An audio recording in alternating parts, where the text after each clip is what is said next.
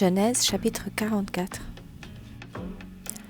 Joseph ordonna à son intendant: Remplis de nourriture les sacs de ces hommes, mets-en autant qu'ils pourront emporter, et mets l'argent de chacun à l'entrée de son sac. Tu mettras aussi ma coupe, la coupe en argent, à l'entrée du sac du plus jeune avec l'argent de son blé.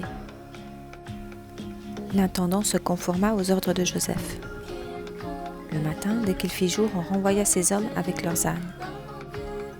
Ils étaient sortis de la ville et n'en étaient pas très loin, lorsque Joseph dit à son intendant: Pars à la poursuite de ces hommes. Quand tu les auras rattrapés, dis-leur: Pourquoi avez-vous rendu le mal pour le bien? N'avez-vous pas la coupe dans laquelle boit mon Seigneur et dont il se sert pour deviner l'avenir? Ce que vous avez fait est mal.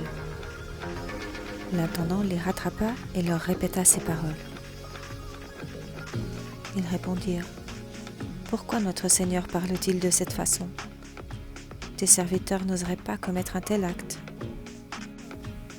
Nous t'avons rapporté depuis le pays de Canaan l'argent que nous avions trouvé à l'entrée de nos sacs. Comment aurions-nous pu voler de l'argent ou de l'or dans la maison de ton Seigneur? Que celui de tes serviteurs sur qui on trouvera la coupe meure, et que nous soyons nous-mêmes esclaves de notre Seigneur. Il dit: Qu'on fasse donc comme vous avez dit. Celui sur qui on trouvera la coupe sera mon esclave, et vous serez innocents. Aussitôt, chacun descendit son sac à terre et l'ouvrit. L'intendant les fouilla, en commençant par le plus âgé et en finissant par le plus jeune. La coupe fut trouvée dans le sac de Benjamin.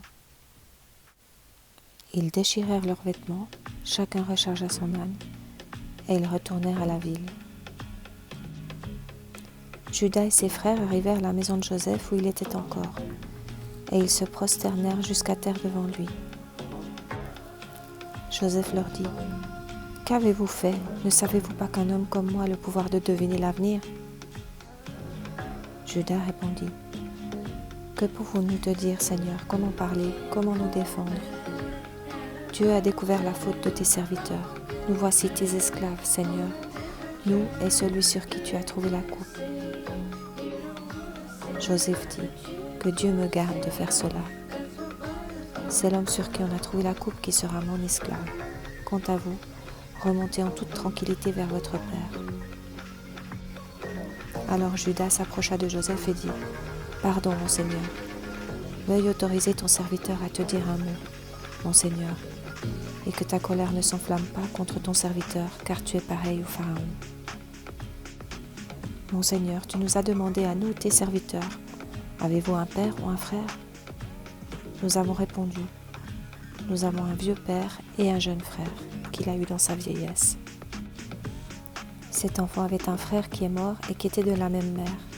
Il ne reste que lui et son père l'aiment. Tu as dit à tes serviteurs: Faites-le descendre vers moi et que je le voie de mes propres yeux. Nous t'avons répondu: Seigneur, le garçon ne peut pas quitter son père. S'il le quitte, son père mourra. Tu as dit à tes serviteurs: Si votre jeune frère ne descend pas avec vous, vous ne serez plus admis en ma présence. Lorsque nous sommes remontés auprès de ton serviteur, mon père, nous lui avons rapporté tes paroles, mon Seigneur.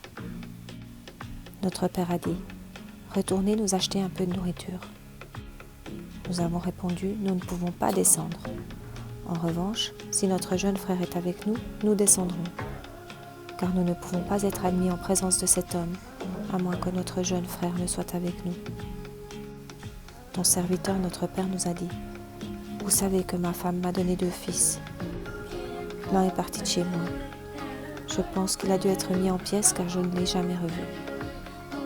Si vous me prenez encore celui-ci et qu'il lui arrive malheur, vous ferez descendre avec douleur mes cheveux blancs dans le séjour des morts.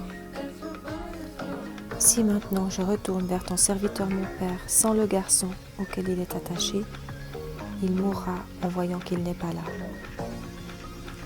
Quant à tes serviteurs, ils feraient descendre avec douleur les cheveux blancs de ton serviteur notre père dans le séjour des morts. En effet, moi, ton serviteur, je me suis porté garant pour le garçon devant mon père en disant: Si je ne te le ramène pas, je serai pour toujours coupable envers mon père. Permets-moi donc de rester à la place du garçon comme esclave de mon Seigneur, et que le garçon reparte avec ses frères.